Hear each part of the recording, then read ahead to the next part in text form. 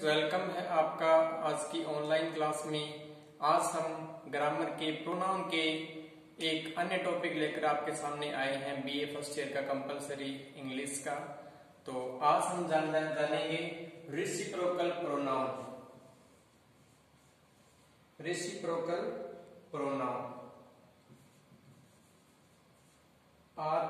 Reciprocal pronoun. Reciprocal pronoun पारस्परिक सहसंबंध वाले सेंटेंस को इसमें रखा जाता है, जैसे वन अनदर और ईच अदर। इसमें दो को हम लिख सकते हैं ईच अदर और वन अनदर, ईच अदर और वन अनदर। ईच अदर और वन अनदर को इस कैटेगरी में हम रखते हैं जब हमें दो व्यक्तियों या वस्तुओं के बारे में, दो पर्सन या दो थिंग्स के बारे में अगर बात करनी हो, तब हम दो के बारे में जब बात करें तो ईच अदर का प्रयोग करते हैं। अगर हमें दो से अधिक पर्सन या थिंग्स के बारे में बात करनी हो, तब हम वन अनदर के बारे में बात करते हैं और इनका यूज करते हैं। जैसे the two girls love each other, जैसे द टू बॉयज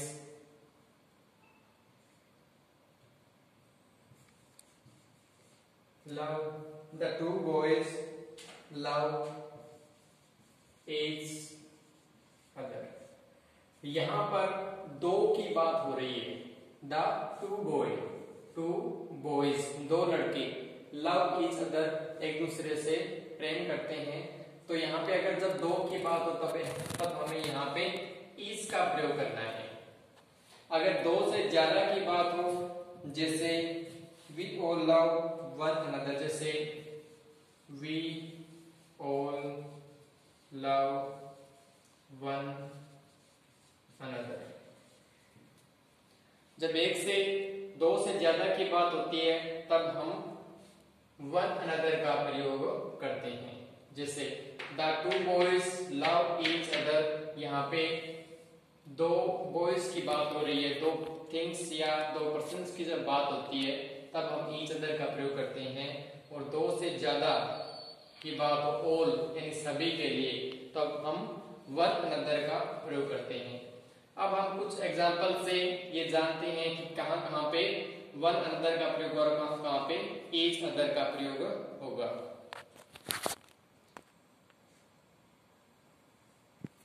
अब हम देखते हैं कुछ एग्जाम्पल के थ्रू कि ईच अदर और वन अनदर का प्रयोग किस किस प्रकार से एग्जाम्पल में होता है। जैसे little children love one another, यहाँ पे लिटिल चिल्ड्रन, दो से ज्यादा बच्चों की बात हो रही है तो हम वन अनदर का प्रयोग करते हैं। अगर यहाँ पे ईच अदर का प्रयोग होता है तो वो गलत है, रॉन्ग माना जाएगा। यहाँ पे ईच अदर का प्रयोग, यहाँ पे वन अनदर का प्रयोग होगा, क्योंकि जो संख्या है वो दो से ज्यादा है।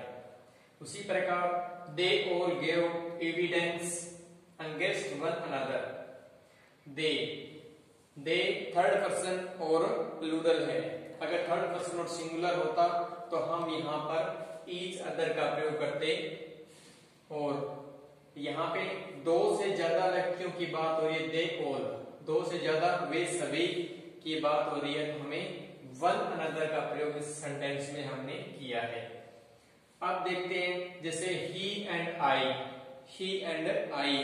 यानी ये भी सिंगुलर है और ये भी सिंगुलर है, तो दोनों के लिए हमने ईच अदर का प्रयोग किया, क्योंकि एक और एक ये दो पर्सन बन रहे हैं टोटल, तो हमें ईच अदर का प्रयोग करते हैं। अगर यहाँ पे ऐसा आता, अगर यहाँ पे इसकी जगह ये लिख देते कि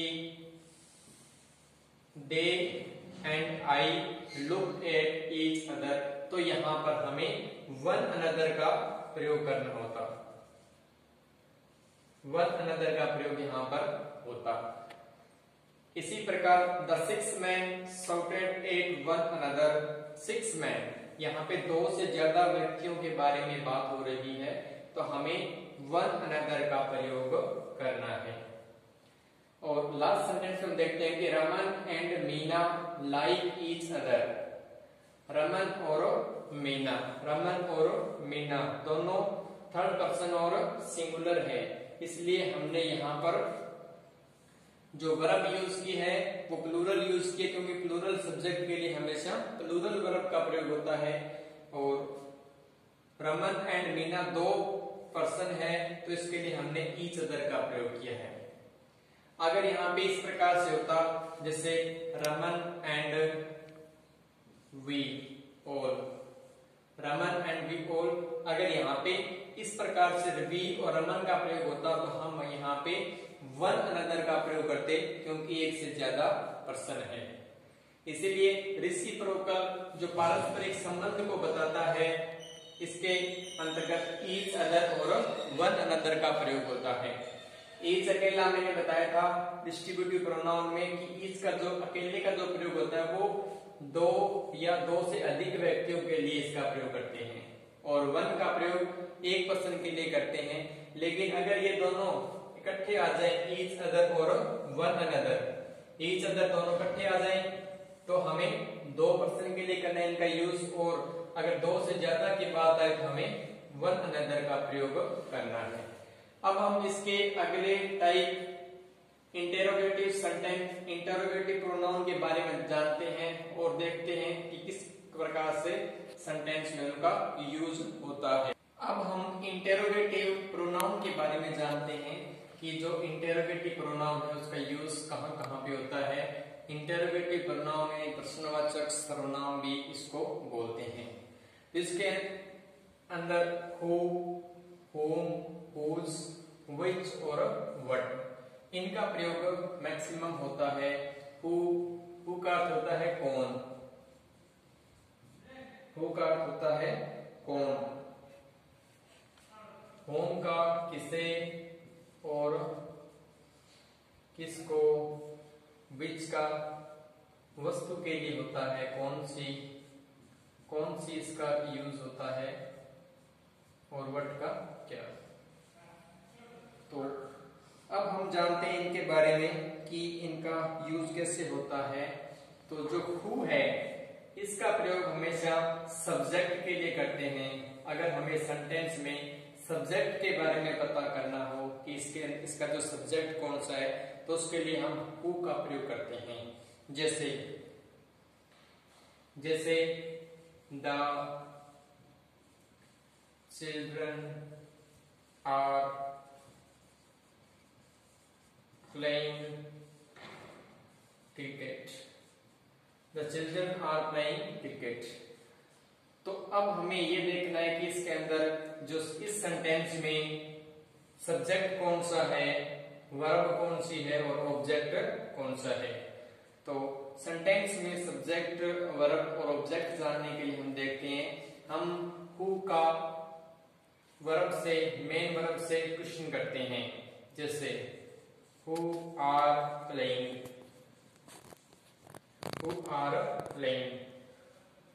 the children are playing cricket, बच्चे क्रिकेट खेल रहे हैं। तो हु आर प्लेइंग, कौन खेल रहा है, इसका जो आंसर होगा वो हमारा सब्जेक्ट होगा। जैसे हु आर प्लेइंग, कौन खेल रहा है, चिल्ड्रन एंड बच्चे खेल रहे हैं। इसी प्रकार जैसे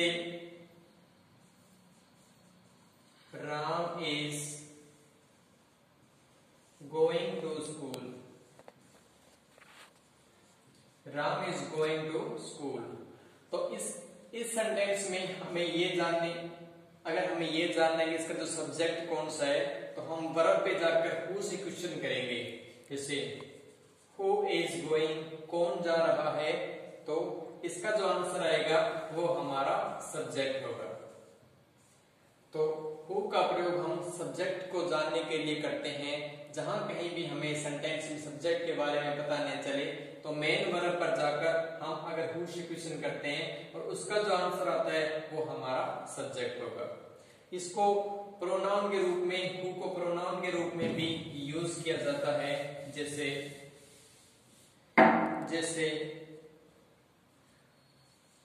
who are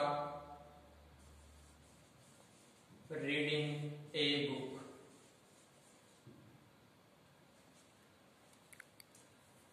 who is reading a book, कौन किताब पढ़ रहा है। तो यहाँ पर हु का जो आंसर होगा वो हम पर्सन, किसी से पर्सन करने के लिए भी इसका प्रयोग करते हैं। तो who is reading a book, कौन किताब पढ़ रहा है। इसका आंसर जैसे राम पढ़ रहा है तो Ram is reading a book, इसका आंसर इस प्रकार से होगा। तो इसका प्रोनाउन के रूप में भी यूज कर सकते हैं। और अगर हमें सेंटेंस में सब्जेक्ट के बारे में पता नहीं चले तो वर्ब पर जाकर अगर हम क्वेश्चन करते हैं हु से, तो जो हमारा आंसर होगा वो हमारा सब्जेक्ट होगा।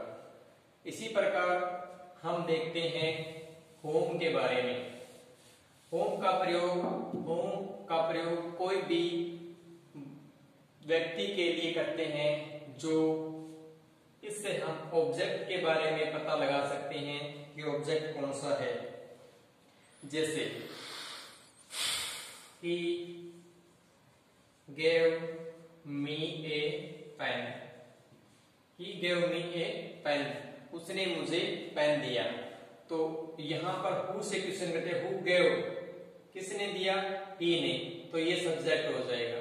अगर हमें होम से वर्ब पे जाके अगर हम होम से क्वेश्चन करते हैं तो होम गेव, किसने दिया, तो इसका जो आंसर होगा वो हमारा ऑब्जेक्ट होगा। तो होम गेव, किसने दिया, मी ने, तो ये जो मी है ये ऑब्जेक्ट है। इसका प्रयोग मैक्सिमम हम ऑब्जेक्ट जानने के लिए करते हैं कि हमारा सेंटेंस में ऑब्जेक्ट कौन सा है। हु का प्रयोग सब्जेक्ट के लिए करते हैं और होम का प्रयोग ऑब्जेक्ट के लिए करते हैं कि सेंटेंस में ऑब्जेक्ट कौन सा है। जैसे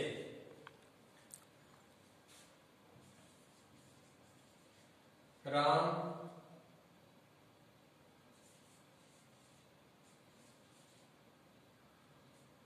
टीच मी, या फिर he asked me, उसने मुझसे कहा, he asked me। तो यहां पर अगर हु से क्वेश्चन करेंगे तो हु आस्क्ड, किसने कहा, he ने, तो ये सब्जेक्ट हो जाएगा। अगर हम यहाँ पे होम से क्वेश्चन करते हैं, होम आस्क्ड, किसने किसको कहा, तो मी ने, तो यहाँ पे जो मी है वो ऑब्जेक्ट है। तो इस प्रकार हम ऑब्जेक्ट, सेंटेंस में ऑब्जेक्ट जानने के लिए इसका प्रयोग करते हैं। इसी प्रकार अगर हमें डायरेक्ट ऑब्जेक्ट के बारे में पता करना हो, अगर किसी सेंटेंस में, जैसे ये सेंटेंस है, इस सेंटेंस में दो ऑब्जेक्ट हैं, एक निर्जीव है और एक सजीव है, यानी ये व्यक्ति से रिलेटेड है और ये वस्तु से रिलेटेड है। अगर हमें वस्तु और व्यक्ति अलग अलग दोनों ऑब्जेक्ट के बारे में जानना हो तो हम अगर जो व्यक्ति से रिलेटेड है उस पे वर्ब पे जाके होम से क्वेश्चन करेंगे और जो वस्तु से रिलेटेड है वहां पे वर्ड से क्वेश्चन करेंगे। जैसे he gave me a pen, उसने मुझे पेन दिया, तो यहाँ पे हम हु से क्वेश्चन करेंगे।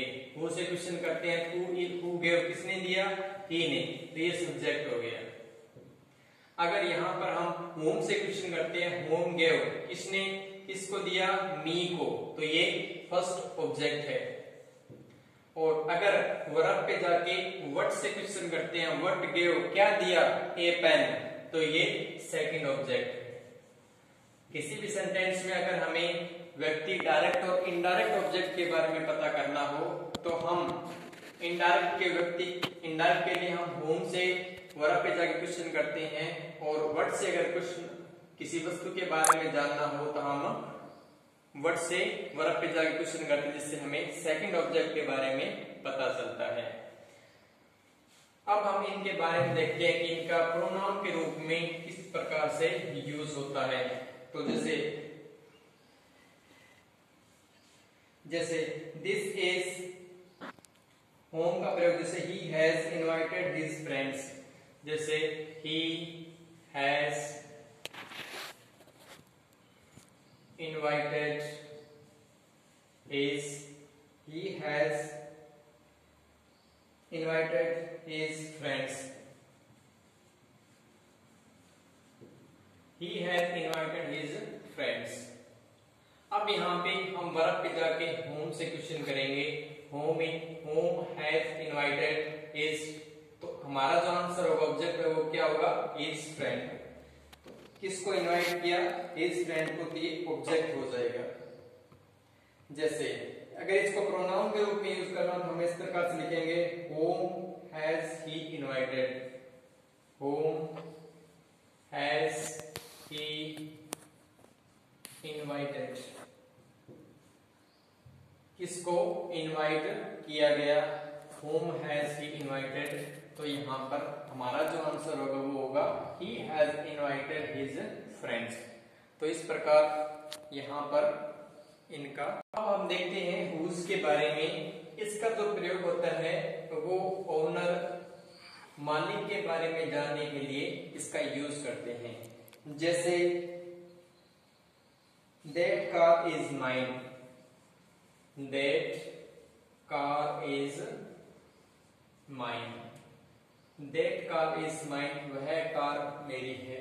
तो यहाँ पर हम दैट कार इज माइन से ओनर, मालिक के बारे में पता चलता है। इसको अगर हमें प्रोनाउन के रूप में यूज करना हो, इंटरोगेटिव सेंटेंस यानी प्रोनाउन के रूप में अगर यूज करना हो तो हम इस प्रकार से इसको लिखेंगे।